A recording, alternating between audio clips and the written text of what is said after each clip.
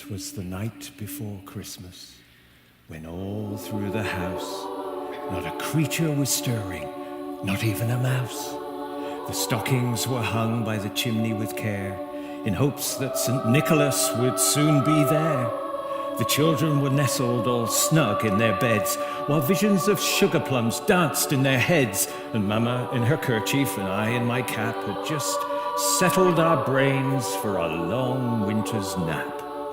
When out on the lawn there arose such a clatter, I sprang from my bed to see what was the matter. Away to the window I flew like a flash, tore open the shutters and threw up the sash. The moon on the breast of the new-fallen snow gave a lustre of midday to objects below, when what to my wondering eyes did appear but a miniature sleigh and 8 tiny reindeer with a little old driver so lively and quick, I knew in a moment it must be Saint Nick. More rapid than eagles his coursers they came, and he whistled and shouted and called them by name. Now Dasher, now Dancer, now Prancer and Vixen, on Comet, on Cupid, on Donner and Blitzen, to the top of the porch, to the top of the wall, now dash away, dash away, dash away all.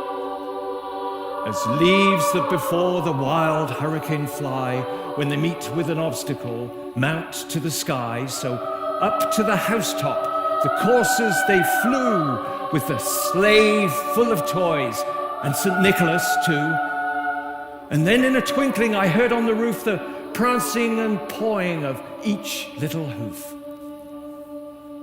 As I drew in my head and was turning around, down the chimney St. Nicholas came with a bound.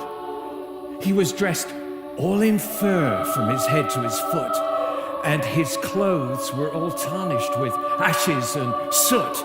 A bundle of toys he had flung on his back, and he looked like a peddler just opening his pack. His eyes, how they twinkled, his dimples, how merry. His cheeks were like roses, his nose like a cherry. His droll little mouth was drawn up like a bow, and the beard on his chin was as white as the snow. The stump of a pipe he held tight in his teeth, and the smoke, it encircled his head like a wreath. He had a broad face and a round little belly that shook when he laughed like a bowl full of jelly.